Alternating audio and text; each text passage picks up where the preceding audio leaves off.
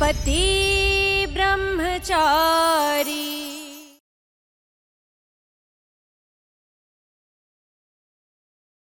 ಈಗ ನೀನು ನಿನ್ನ ಕರ್ತವ್ಯ ನಿಭಾಯಿಸಿ ನನ್ನ ಕಾಲಿಗೆ ಬಿದ್ದು ಕ್ಷಮೆ ಕೇಳಿ ಬಂದು ನನ್ನನ್ನು ತಪ್ಕೊ ಮಗಳೇ. ಬಾ ಮಗಳೇ, ಬೇಗ ಬಾ. ಏ ಅನುರಾಗ್, ಏನೋ ನೋಡ್ತಾ ಇದೀಯಾ? ಅಪ್ಪ ಮಗಳ ಫೋಟೋ ತೆಗಿ, ಸೋಷಿಯಲ್ ಮೀಡಿಯಲ್ಲಿ ಹಾಕು, ಇಡೀ ಜಗತ್ತಿಗೂ ಗೊತ್ತಾಗ್ಬೇಕು ತಾನೆ. ಗುಲಾಬ್ ಸಿಂಗ್ ವಿರುದ್ಧ ಹೋಗೋರು ಅವ್ನ ಮಗಳೇ ಆದ್ರೂ ಅಷ್ಟೇ, ಬೇರೆ ಯಾರೇ ಆದ್ರೂ ಅಷ್ಟೇ, ಅವನ ಕಾಲಿಗೆ ಬಿದ್ದು ಕ್ಷಮೆ ಕೇಳಿದ್ರೆ ಮಾತ್ರ ಅವನಿಗೆ ಸಮಾಧಾನ ಆಗೋದು.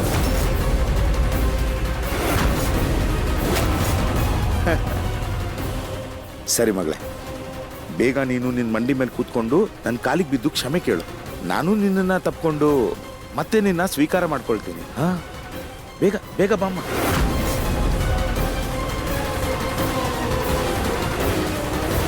ಅರೆ, ಏನ್ ನೋಡ್ತಾ ನಿಂತ್ಕೊಂಡ್ಬಿಟ್ಟೆ ಈಶಾ? ಬಾ, ನಿನ್ನ ಅಪ್ಪನ ಹತ್ರ ಬಾ.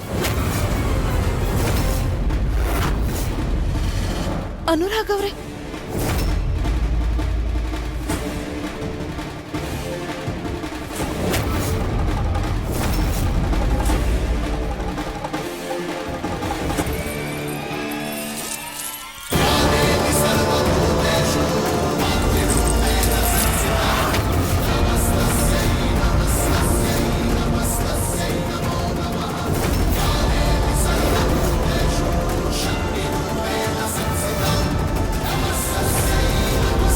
ನಾನು ಇಲ್ಲೇ ಇರೋದಕ್ಕಲ್ಲ, ಇಲ್ಲಿಂದ ಹೋಗೋದಕ್ಕೋಸ್ಕರ ಬಂದಿದ್ದೀನಿ.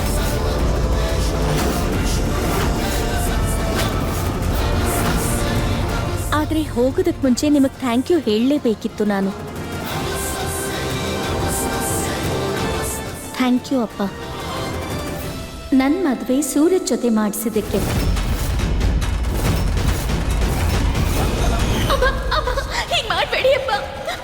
ನಾನಿನ್ ಹಣೆ ಬರದಲ್ಲಿ ಈ ಗುಂಡ ಬ್ರಹ್ಮಚಾರಿನ ಬರಿತಾ ಇದ್ದೀನಿ.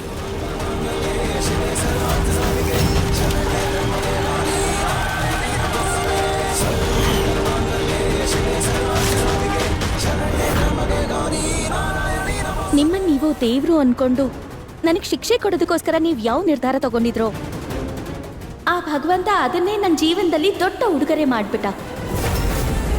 ಸೂರಜ್ ಒಬ್ಬ ರೌಡಿ ಇರ್ಬೋದು, ಆದ್ರೆ ರೋಹನ್ ತರ ನಿಮ್ ತರ ಸ್ವಾರ್ಥಿ ಅಲ್ಲ. ಅವನು ತುಂಬಾ ಕೆಟ್ಟದಾಗೆ ಮಾತಾಡ್ಬೋದು, ಆದ್ರೆ ಅವನ್ ತೋರ್ಸೋ ಅಂತಹ ಕಾಳಜಿ ಇದೆಯಲ್ಲ. ಹೌದು, ರೌಡಿನೇ. ಹೊಡಿತೀನಿ, ಬಡಿತೀನಿ, ಜಗಳ ಮಾಡ್ತೀನಿ, ಕಿತ್ಕೋತೀನಿ, ಎಲ್ಲ ಮಾಡ್ತೀನಿ ಅಂತೋನೆ ನಾನು. ಆದ್ರೆ ಒಂದ್ ಹೆಣ್ಣಿಗೆ ಮಾನ ಎಷ್ಟು ಮುಖ್ಯ ಅಂತ ಚೆನ್ನಾಗಿ ಗೊತ್ತು ನನಗೆ. ಅರ್ಥ ಆಯ್ತಾ? ಅದನ್ನ ನಾನು ಯಾರ ಕಣ್ಣಲ್ಲೂ ನೋಡೇ ಇಲ್ಲ. ಅವನು ಬ್ರಹ್ಮಚಾರಿ, ಯಾವುದೇ ಕಾರಣಕ್ಕೂ ಒಂದ್ ಹೆಣ್ಣನ್ನ ಕೆಟ್ಟ ದೃಷ್ಟಿಯಿಂದ ನೋಡಲ್ಲ. ಅಷ್ಟೇ ಅಲ್ಲ, ಬೇರೆ ಯಾರಾದ್ರೂ ಕೆಟ್ಟ ದೃಷ್ಟಿಯಿಂದ ನೋಡಿದ್ರೆ ಅವ್ರನ್ನ ಮಾತ್ರ ಸುಮ್ಮನೆ ಬಿಡಲ್ಲ. ನಿನ್ಗೆ ಎಷ್ಟು ಧೈರ್ಯ ಇರಬೇಕು ಈಶಾನ ಮುಟ್ಟೋದಕ್ಕೆ? ಆ ಧೈರ್ಯ ಎಲ್ಲಿಂದ ಬಂತು ನಿನ್ಗೆ? ಅಪ್ಪ, ಒಂದ್ ವೇಳೆ ಅವನೇನಾದ್ರೂ ಬರ್ದೇ ಹೋಗಿದ್ದಿದ್ರೆ ನಿಮ್ ಎದುರುಗಡೆ ನಿಮ್ ಮಗಳಲ್ಲ, ಬದಲಿಗೆ ನನ್ನ ಹೆಣ ಇರ್ತಾ ಇತ್ತು.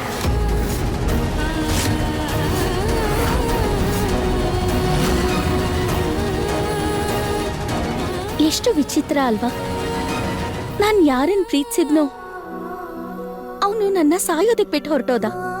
ಯಾರನ್ ದ್ವೇಷ ಮಾಡಿದ್ನೋ ಅವನು ನನ್ನನ್ ಕಾಪಾಡೋದಕ್ಕೋಸ್ಕರ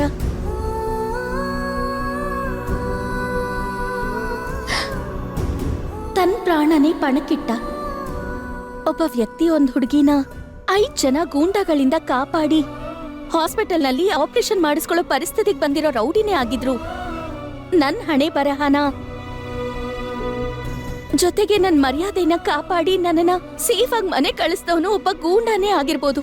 ನನ್ನ ದ್ವೇಷ ಮತ್ತೆ ಬೈಗುಳ ಸಹಿಸ್ಕೊಂಡು ಮಾನವೀಯತೆ ತೋರ್ಸೋನು ಗೂಂಡಾನೇ ಆಗಿದ್ರು ಕೂಡ. ಹಾ, ಅಂತ ರೌಡಿ ಜೊತೆಲಿ ನನ್ನ ಜೀವನ ಪೂರ್ತಿ ಕಳಿಬೇಕು ಅಂತ ಅನ್ಕೋತಾ ಇದ್ದೀನಿ.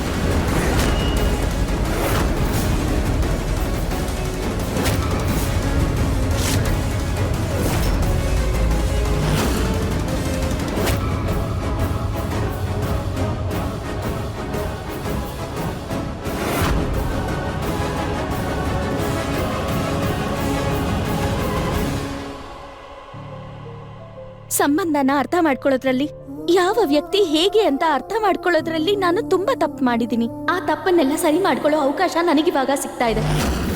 ಅಪ್ಪ ಸೂರಜ್ ಜೊತೆಲ್ ಮದ್ವೆ ಮಾಡ್ಸೋ ಅಂತ ನಿರ್ಧಾರ ನಿಂದಾಗಿತ್ತು.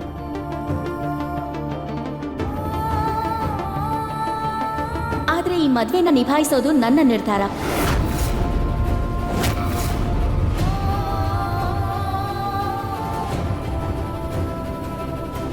ಚಿಕ್ಕವಳಿದ್ದಾಗ ಅಮ್ಮ ಹೇಳಿದ್ಲು, ಮದ್ವೆ ಅನ್ನೋದು ಬೊಂಬೆ ಆಟ ಅಲ್ಲ ಅಂತ.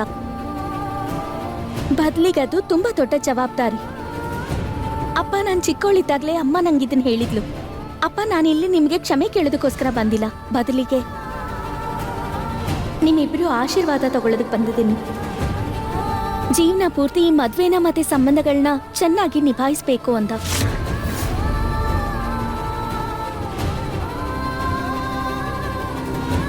ಥ್ಯಾಂಕ್ ಯು ಬಾಲಗೋಪಾಲ, ನನಗ್ ಸರಿಯಾದ ದಾರಿ ತೋರಿಸಿದಕ್ಕೆ.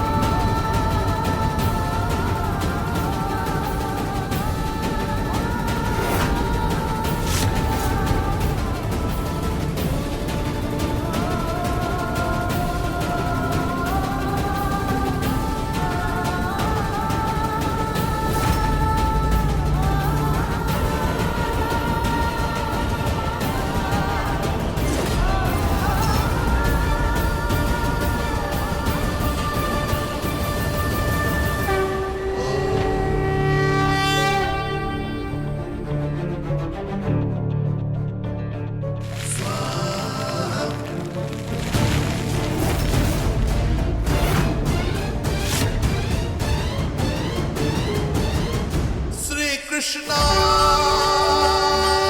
Govinda Hare Murari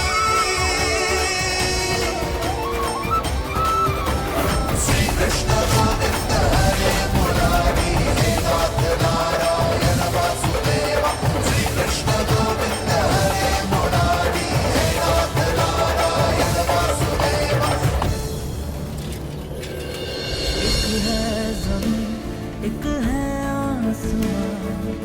ನಾನು ಡಾಕ್ಟರ್ ಹತ್ರ ಮಾತಾಡಿದ್ದೀನಿ. ನೀನಿವಾಗ ಮನೆಗೆ ಹೋಗ್ಬೋದು. ಮತ್ ನೀನು? ನಾನು ಅಪ್ಪನ ಹತ್ರ ಹೋಗ್ತೀನಿ. ಸುರಜಣ್ಣ, ಏನು ಯೋಚನೆ ಮಾಡ್ತಿದ್ದೀರಾ? ನಾನು ಏನು ಯೋಚಿಸ್ತಾ ಇದ್ದೀನಿ ಅಂದರೆ, ಈಶಾ ಇಷ್ಟೊತ್ತಿಗೆ ಅವ್ರ ಅಪ್ಪನ ಹತ್ರ ಕ್ಷಮೆ ಕೇಳಿರ್ತಾಳೆ. ಯಜಮಾನ್ರು ಅವಳನ್ನ ಕ್ಷಮಿಸಿ ಮನೆಗೆ ಸೇರಿಸ್ಕೊಂಡಿರ್ತಾರೆ. ಒಳ್ಳೇದೇ ಅವಳ ಜೀವನದಲ್ಲಿ ಮೇಲೆಲ್ಲ ಮೊದಲಿನ ಹಾಗೆ ಆಗುತ್ತೆ. ಇನ್ನು ಜೀವನ ಪೂರ್ತಿ ಇಲ್ಲೇ ಇರಬೇಕಿತ್ತ ಅವಳು. ಹೌದಾ ಸುರಜಣ್ಣ, ಇಶಾತ್ಗೆ ಇಲ್ಲಿಂದ ಏನೋ ಹೋದ್ರು, ಆದ್ರೆ ನಿಮ್ ನೆನ್ಪಲ್ಲಿ ಉಳ್ಕೊಂಡ್ರು ಅಲ್ವಾ? ಏನೋ ಮಾತಾಡ್ಬೇಡ, ಅವಳೇನು ನಿಮ್ಮ ಮತ್ಗೆ ಅಲ್ಲ. ಅಣ್ಣ ಬಂದ. ಇದೇನ್ ಮಾಡ್ಕೊಂಡಿದ್ಯಾ? ಏನಾಯ್ತು ನಿಂಗೆ? ಸೂರಜ್, ಜಗಬಿಡು ಹೋರಣ್ಣ, ಬನ್ನಿ ಬನ್ನಿ ಹಿಡ್ಕೋ. ಏನಾಯ್ತು? ಆರಾಮಾಗೆ ಇದೆಯಾ ತಾನೆ? ಏನಿದಲ್ಲ? ನನ್ಗೆ ಏನೂ ಆಗಿಲ್ಲ, ನಾನು ಚೆನ್ನಾಗೇ ಇದ್ದೀನಿ. ಎಲ್ರು ಒಳಗೆ ಹೋಗಿ. ಹಾ ನಡೀರಿ, ಕರ್ಕೊಂಡು ಹೋಗೋಣ ಒಳಗೆ. ಹಾ ಬಾಬಾ. ನಿಂತ್ಕೋ.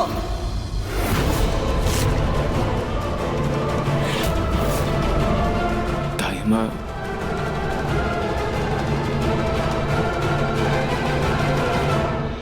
ನಿಧಾನವಾಗಿ ತಾಯಮ್ಮ.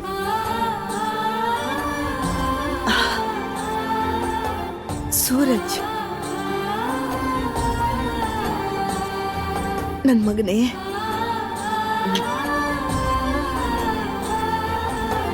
ಬಿಂದ್ಯಾ, ಅಲ್ಯಾಕ್ ನಿಂತಿದ್ಯಮ್ಮ? ಇಲ್ ಬಾ, ಇಲ್ ಬಂದ್ ನಿಂತ್ಕೋ.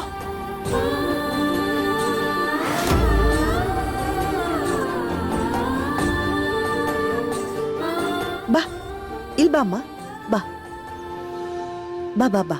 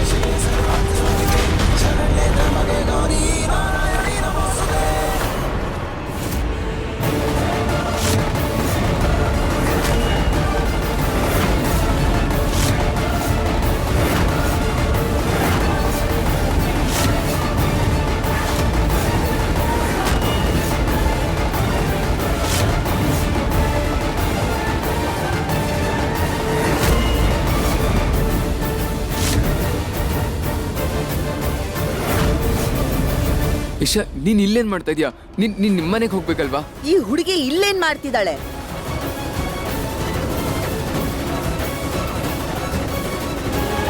ನಾನು ಸೂರಜ್ ಹೆಂಡತಿ, ಮತ್ತೆ ನಿಮ್ಮನೆ ಸೊಸೆ.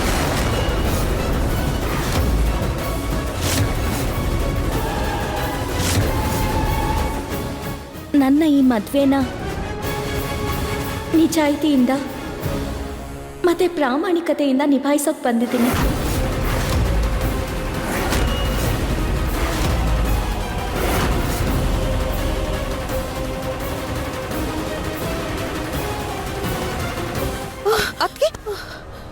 ಬೆಳಗ್ಗೆಯಿಂದ ಮಾಡಿದ್ ಸಾಲ್ದ ಈ ಮಹಾರಾಣಿ ಇವಾಗ ಮತ್ತೆ ನಾಟಕ ಆಡಕ್ ಬಂದ್ಬಿಟ್ಲು ದೊಡ್ಡದಾಗಿ. ಅಮ್ಮ ಅಮ್ಮ ತಾಯಮ್ಮ, ನನ್ನ ಮುಟ್ಟಿದ್ರೆ ಸರಿ ಇರೋದಿಲ್ಲ ನೋಡ್ಕೊ. ಇಶಾ ಪ್ಲೀಸ್, ನಿನ್ ಡ್ರಾಮನೆಲ್ಲ ನಿಲ್ಸಿ ನಿಮ್ಮ ಅಪ್ಪನ ಹತ್ರಕ್ಕೆ ಹೋಗು. ಸಮಾಧಾನ. ಪ್ಲೀಸ್. ನೀನಿವಾಗ ಟೆನ್ಷನ್ ಮಾಡ್ಕೋಬಾರ್ದು. ಅದಿತಿ ಅಕ್ಕ, ರಿಯಾ, ಕಾವ್ಯ ಇವ್ರನ್ನ ಹುಷಾರಾಗಿ ನೋಡ್ಕೊಳ್ಳಿ. ಇವ್ರಿಗೆ ಈಗಷ್ಟೇ ಆಪರೇಷನ್ ಆಗಿದೆ. ನಮ್ ಸೂರಜ್ ಹೆಂಡತಿ ಆಗಕ್ ಹೇಗಾದ್ರೂ ಸಾಧ್ಯ? ನಾನು ಹೇಳ್ತೀನಿ.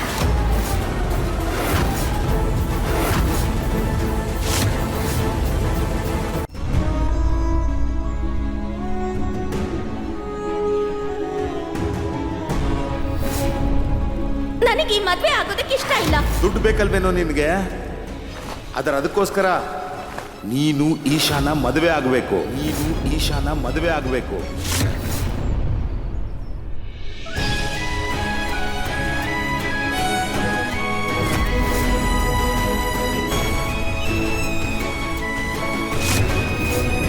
ಅತ್ತಿಗೆ ಹುಷಾರಾಗಿ ಮನೆಗೆ ಬರೋವರೆಗೂ ಯಾರೂ ಈ ಮದುವೆ ಬಗ್ಗೆ ಅವ್ರಿಗೆ ಹೇಳೋ ಹಾಗಿಲ್ಲ.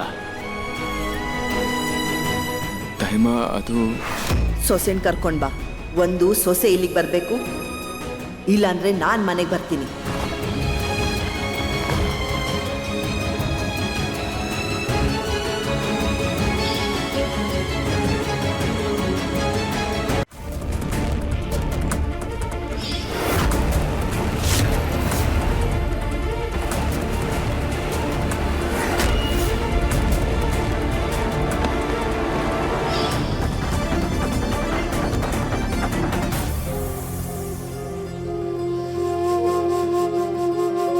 ಗೊತ್ತಿದೆ, ನನ್ನ ನಿಮ್ಮ ಮಧ್ಯ ತುಂಬಾ ಕಹಿ ಘಟನೆ ನಡೆದಿದೆ.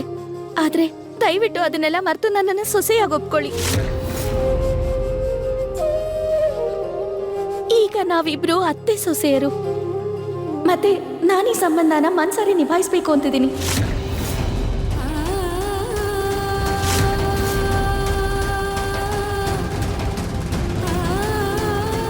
ತಪ್ಪು ಮಾಡಿರೋದನ್ನ ಒಪ್ಕೊಳಕ್ಕಾಗಲ್ವಾ?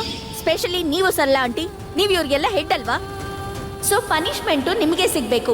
ಹಾಗಾಗಿ ನಾನಿವಾಗ ನಿಮ್ಮನ್ನ 4 ದಿನದವರೆಗೂ ಸಸ್ಪೆಂಡ್ ಮಾಡ್ತಾ ಇದ್ದೀನಿ. ನೀವ್ ಏನ್ ಮಾಡಿದ್ರಿ? ಸರಿಯಾಗಿ ನೋಡ್ಕೊಂಡು ಕೆಲಸ ಮಾಡಕ್ಕಾಗಲ್ವಾ? ನಿಮ್ ಧ್ಯಾನ ಎಲ್ಲಿರುತ್ತೆ? ನಿಮ್ಮಂತವ್ರಿಗೆಲ್ಲ ಬರೀ ಶಿಕ್ಷೆ ಕೊಡ್ಬೇಕು.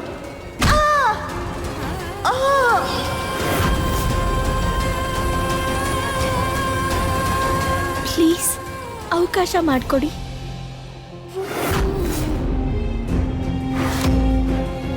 ಇಶಾ ಅಕ್ಕ ಗಿಫ್ಟ್ ಕೊಟ್ಟಿದ್ದಿನ ನಿಮಗೆ ಕೊಡಕ್ ಬಂದಿದ್ದೀನಿ.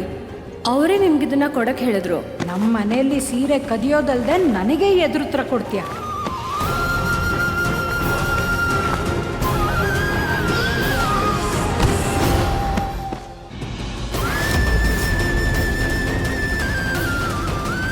ನಿನ್ ಮನೆಯಲ್ಲಿ ಕೆಲ್ಸದೊಳಗಿದ್ದೆ ನಾನು, ಆದ್ರೆ ಈ ಮನೆಯಲ್ಲಿ ನಿನ್ ನೆರಳು ಬೆಳಕು ನಾನು ಬಿಡೋದಿಲ್ಲ.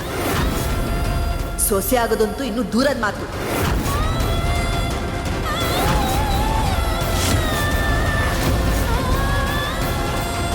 ತೊಲಗು ಇಲ್ಲಿಂದ.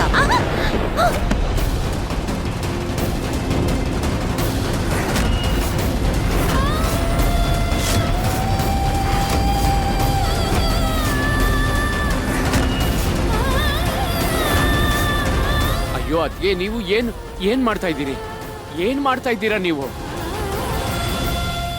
ಇದೇ ಮೊದ್ಲು ಮತ್ತೆ ಕೊನೆ ಎಚ್ಚರಿಕೆ ಕೊಡ್ತಾ ಇದೀನಿ ನಿನಗೆ. ಇನ್ನೊಂದ್ಸಲ ಈ ಮನೆಯೊಳಗೆ ಕಾಲಿಡ್ತೀನಿ ಅಂತ ಯಾವುದೇ ಕಾರಣಕ್ಕೂ ಯೋಚನೆ ಮಾಡಬೇಡ. ಯಾಕೆ ನೀವು ಈ ತರ ಎಲ್ಲ ಮಾತಾಡ್ತಿದ್ದೀರಾ? ಹೀಗ್ ಮಾಡೋದ್ರಿಂದ ನಡೆದಿರೋದೆಲ್ಲ ಸುಳ್ಳಾಗೋದಿಲ್ವಲ್ಲ? ಈ ಹುಡುಗಿ ಈ ಮನೆಗೆ ಸೊಸೆ. ನಾನ್ ಇವಳನ್ನ ಸೊಸೆ ಅಂತ ಒಪ್ಕೊಳ್ಳೋದಿಲ್ಲ. ಒಪ್ಕೋಬೇಕಾಗುತ್ತೆ. ಒಪ್ಕೊಳ್ಳೇಬೇಕಾಗುತ್ತೆ. ಯಾಕಂದ್ರೆ ಸೂರಜ್ಜು ಇವಳನ್ನ ಬಲವಂತವಾಗಿ ಮದ್ವೆ ಮಾಡ್ಕೊಂಡು ಬಂದಿದ್ದಾನೆ. ಅಗ್ನಿಕುಂಡ ಸುತ್ತಿದ್ದಾನೆ, ತಾಳಿ ಕಟ್ಟಿದ್ದಾನೆ, ಕುಂಕುಮ ಇಟ್ಟಿದ್ದಾನೆ. ಯಾವ ಹುಡುಗಿಗೆ ಅನ್ಯಾಯ ಆಗಿದೆಯೋ ಆ ಹುಡುಗಿದೆ ತಪ್ಪು ಅಂತಿದ್ದೀರಲ್ಲ. ಅಕಸ್ಮಾತ್ ಈ ಹುಡುಗಿ ಮನ್ಸು ಮಾಡಿದಿದ್ರೆ ಎಲ್ಲಾರನ್ನು ಬಿಟ್ಬಿಟ್ಟು ಆರಾಮಾಗಿ ಜೀವನ ಮಾಡ್ಬೋದಿತ್ತು, ಹೊರಟು ಹೋಗ್ಬೋದಿತ್ತು. ಆದ್ರೆ ಇವಳು ತನ್ನ ಸ್ವಂತ ಇಷ್ಟದಿಂದ ಇಲ್ಲಿಗೆ ಬಂದಿದ್ದಾಳೆ. ಅವಳು ಮನ್ಸಲ್ಲಿ ಏನಿದೆ ಅನ್ನೋದನ್ನ ತಿಳ್ಕೊಳ್ದೆ ನಾವು ಹೋಗು ಅನ್ನೋದು ನಮ್ಮ ತಪ್ಪು. ನಮಗೆ ಯಾವ ಅಧಿಕಾರನೂ ಇಲ್ಲ. ಭಾವಂದ್ರೆ ಇಲ್ಲ, ತೀರ್ಮಾನ ಆಗಿದೆ. ಒಂದ್ ವೇಳೆ ಈ ಹುಡುಗಿಗೆ ಈ ಮನೇಲಿ ಜಾಗ ಇಲ್ಲ ಅಂತಂದ್ರೆ ಅವನಿಗೂ ಈ ಮನೇಲಿ ಜಾಗ ಇಲ್ಲ.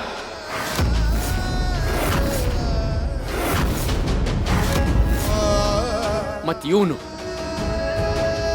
ಈ ಹುಡುಗಿ ಜೀವನ ಹಾಳಾಗುತ್ತೆ ಅಂತ ಚೆನ್ನಾಗಿ ಗೊತ್ತಿದ್ರು ಗುಲಾಬ್ ಸಿಂಗ್ ಹತ್ರ ಹಣ ತಗೊಂಡಿದ್ದಾನೆ. ದುಡ್ಡುಗೋಸ್ಕರ ಮದ್ವೆ ಆಗಿದ್ದಾನೆ ಇವನು. ಸೂರಜ್ ಸೂರಜ್ ಸೂರಜ್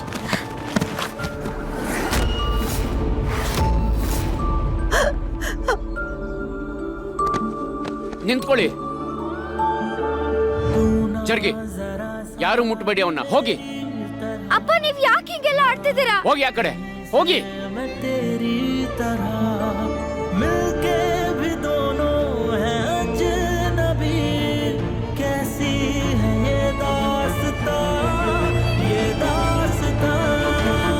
ಏನ್ ಹೇಳ್ತಿದ್ದೀರಾ ಭಾವಂದ್ರೆ?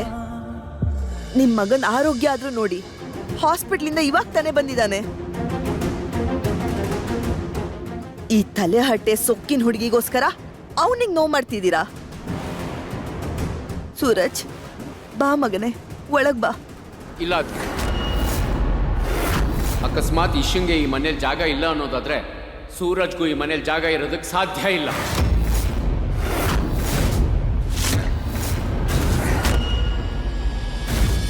ಈಶಾ ನಿಮಗ್ ಸೊಸೆ ಅಲ್ಲ ಅನ್ನೋದಾದ್ರೆ ಸೂರಜ್ ನನ್ನ ಮಗನೂ ಅಲ್ಲ.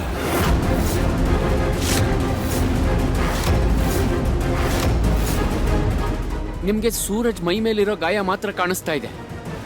ಆದ್ರೆ ಈ ಹುಡುಗಿ ಜೀವನದಲ್ಲಿ ಮನಸ್ಸಲ್ಲಿ ಆಗಿರೋ ಗಾಯದ ಬಗ್ಗೆ ನಿಮ್ಗೆ ಒಂಚೂರು ಗೊತ್ತಿಲ್ಲ ಅಲ್ಲ. ಈ ಹುಡುಗಿ ತಮ್ಮ ಸಂಬಂಧಿಕರನ್ನೆಲ್ಲ ಬಿಟ್ಟು ಇಲ್ಲಿಗೆ ಬಂದಿದ್ದಾಳೆ. ಆದ್ರೆ ನೀವು ಅವಳನ್ನೇ ಈ ಮನೆಯಿಂದ ಹೊರಗೆ ಹಾಕೋ ಮಾತಾಡ್ತಾ ಇದ್ದೀರಿ. ತಪ್ಪು ತಿಳ್ಕೊಬೇಡಿ. ಇವತ್ತು ನಿಮ್ಮ ಕಾಲ್ ಮೇಲೆ ನೀವು ನಿಂತಿದ್ದೀರಾ ಅಂದ್ರೆ ಅದಕ್ಕೆ ಒಂದಲ್ಲ ಒಂದು ರೀತಿಲಿ ಹುಡುಗಿನೇ ಕಾರಣ. ಇವಳು ದುಡ್ಡಿಂದಾನೇ ಆಪರೇಷನ್ ಆಗಿರೋದು. ಇಲ್ಲ, ಇವಳಿಂದ ದುಡ್ಡು ಖಂಡಿತ ಸಿಕ್ಕಿರಬಹುದು, ಆದ್ರೆ ಇವಳು ಕೊಟ್ಟಿರೋದಿಲ್ಲ. ಅದಕ್ಕೆ ನಾನು ಇವಳನ್ನ ಸೊಸೆ ಅಂತಾನು ಒಪ್ಕೊಳ್ಳೋದಿಲ್ಲ, ಇವಳು ಒಳ್ಳೇದ್ ಮಾಡ್ತಾಳೆ ಅನ್ನೋದು ಒಪ್ಕೊಳ್ಳೋದಿಲ್ಲ. ಹಾಗಾದ್ರೆ ಒಪ್ಕೋಬೇಡಿ. ಆದ್ರೆ ನನ್ನ ನಿರ್ಧಾರ ಬದಲಾಗಲ್ಲ.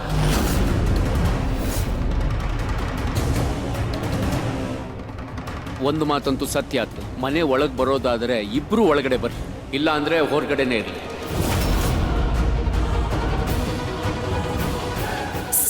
ಸೂರಜ್ ಸೂರಜ್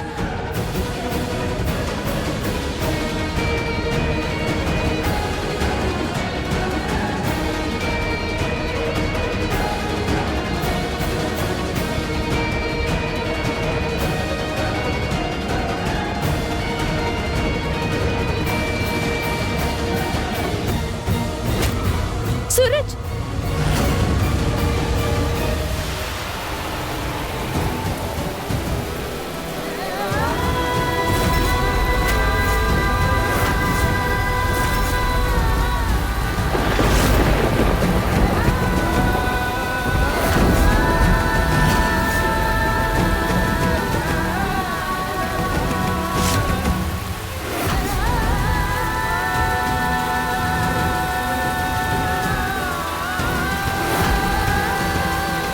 ಅಪ್ಪ ಪ್ಲೀಸ್ ಅಪ್ಪ ಅವ್ನ ಒಳಗ್ ಕರೀರಿ ಅಪ್ಪ. ಮಳೆ ನೆಂತ್ರೆ ಅವ್ರಿಗೆ ಹುಷಾರಿಲ್ದೆ ಆಗೋಗುತ್ತೆ ಅಪ್ಪ. ಪ್ಲೀಸ್ ಅಪ್ಪ.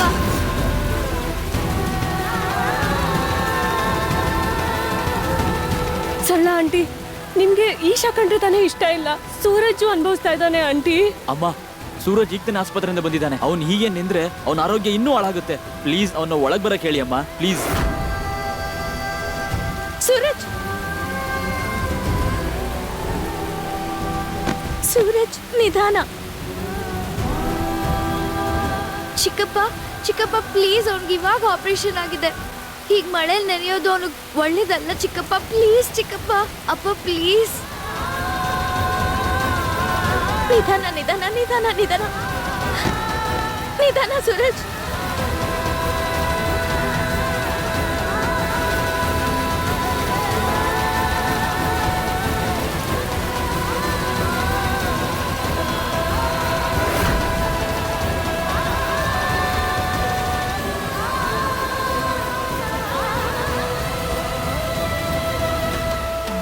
तू ना जरा सा भी मेरी तरह, ना कहीं से मैं तेरी तरह, मिलके भी दोनों हैं अजनबी. कैसी है ये दास्तां, ये दास्तां. ನಿಂಗೇನೂ ಆಗ್ಲಿಲ್ಲ ತಾನೆ? ನೀವು ಯಾಕೆ ವಾಪಸ್ ಬಂದ್ರಿ? ನಿನ್ ಹೆಂಡ್ತಿ ಅಲ್ವಾ? ನಿನ್ ಹತ್ರ ವಾಪಸ್ ಬರ್ದೆ ಎಲ್ಲಿಗೆ ಹೋಗ್ಲಿ ನಾನು? ಹೆಂಡ್ತಿನ? ನಿನ್ನೆವರೆಗೂ ಈ ಮದುವೆನೂ ಬೇಡ, ಈ ಮನೆನೂ ಬೇಡ ಅಂತ ಹೇಳ್ತಾ ಇದ್ದೆ. ಆದ್ರೆ ಇವತ್ತು ಸಡನ್ ಆಗಿ ಈ ರೀತಿ ಮಾತಾಡ್ತಾ ಇದ್ಯಾ? ಏನಾಯ್ತು ನಿನಗೆ?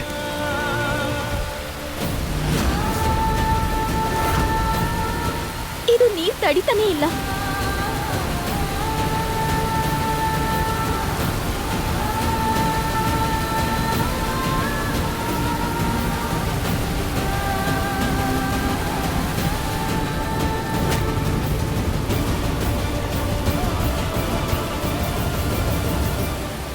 एक है ज़मीन, एक है आसमां, दोनों ही है, दोनों से जुदा, रहते हैं दोनों ही साथ साथ, पर लंबी है दूरियां, ये दूरियां.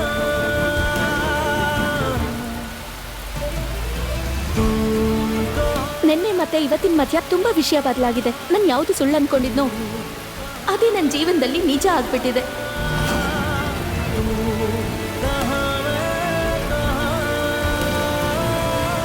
ಸೂರಜ್, ಸೂರಜ್,